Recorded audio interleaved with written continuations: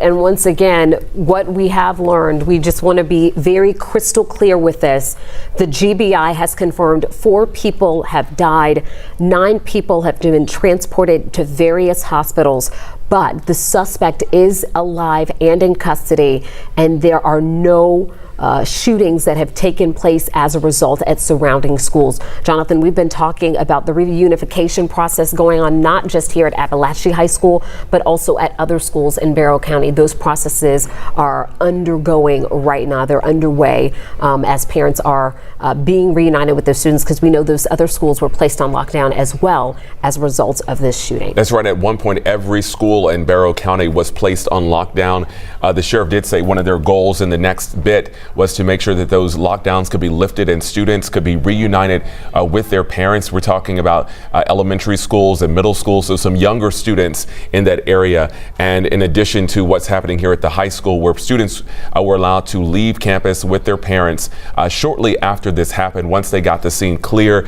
and got things contained. But again, the investigation far from over. In fact, it's just starting, according to the sheriff, and that is why you are still seeing a ton of police presence at the school, because they have a lot of work to do to get to the bottom of what happened, including interviewing a lot of these students. In particular, we're told a lot of the 10th grade students, because according to witnesses we've spoken to, this happened on the 10th grade hallway in the school. Many of the students actually telling us that they heard the gunfire. They had to run for cover. They turned off the lights in the classroom. They ducked, just trying to figure out what may be going on. So we're getting some of those firsthand accounts from students as really the hours go by. We also heard from a senior who just so happened to have a class on that 10th grade hall, and so it really is difficult to know what type of student, what range of age or grade may have been more heavily impacted by this shooting directly, who may have been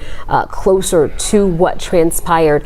But again, we're receiving various accounts from students, from our reporters on the ground there at Apalachee High School, and we are just sharing with you their accounts.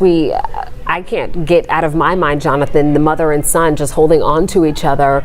The mother didn't even say a word. She allowed her son to share what he experienced. He talked about it sounding like a locker being slammed, and they thought initially that it might be somebody just fooling around in the hallway until the sound continued, and then they heard about the hard lockdown, and that is what drove all of the students to the back of the classroom, as you mentioned, to turn off the lights until they were able to leave. And we've said that this is something that students practice for nowadays, but practicing for something like this and it actually unfolding in your actual life is a completely different situation. Very different. Perhaps we can even get our producers to get that soundbite recued to run a little bit, because I think it was so emotional, and I think gripping to really see that mom and her son right next to each other, really giving a firsthand account of what he saw, and then you saw her emotion just in her face. Just listening and seeing the visual and the audio from that was just probably the most emotional thing I've seen so far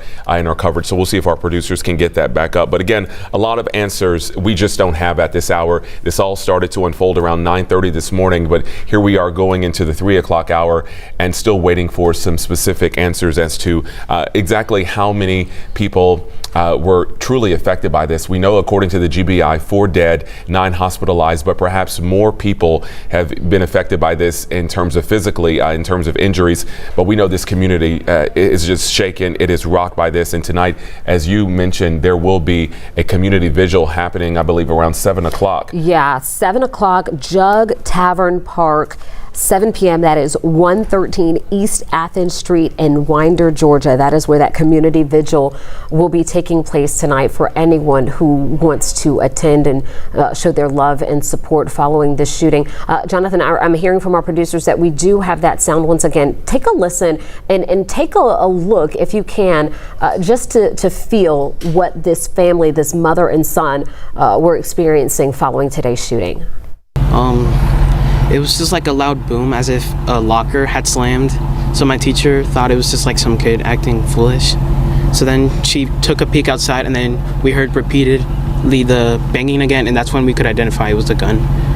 And then the hard lockdown was placed, and then we ran to the back of the classroom, turned off the lights. I was shaking. scared, and I didn't have my phone on me, and I couldn't communicate with my mom for half an hour. And I didn't know what was going to happen because you could hear the gunfires right down the hall. So I don't know if it was like the last chance I had to talk with her. But luckily, I'm here.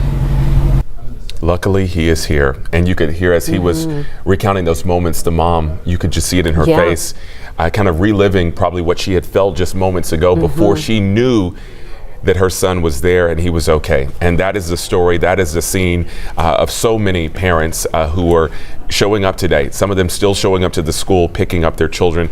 I would assume that many of them by now have shown up already. But for many who are not as fortunate as that mother to be able to hug their kids tonight, those are the people we've got to think about. A lot of people, a lot of family members affected by what happened. Certainly, and we've been hearing from our reporters there on the ground, speaking with students, speaking with family members, trying to get a hold of their students. Some parents telling us they walked for more than 2 miles to get to the school because there is, as you see right here from earlier, such a heavy police and law enforcement presence there on the ground at Apalachee High School. Parents just parking anywhere they could and saying, I'm going to walk on foot. I'm going to do whatever it takes to get to my child on this school's campus following these reports of the shooting, something that parents never want to hear about. They never want to get that message. And unfortunately, we heard from several students today who said either it took them a long time to get to their phone or they did not have access to their phone. And that I can only imagine just added to the agony for those students and for their parents looking for information, looking for confirmation.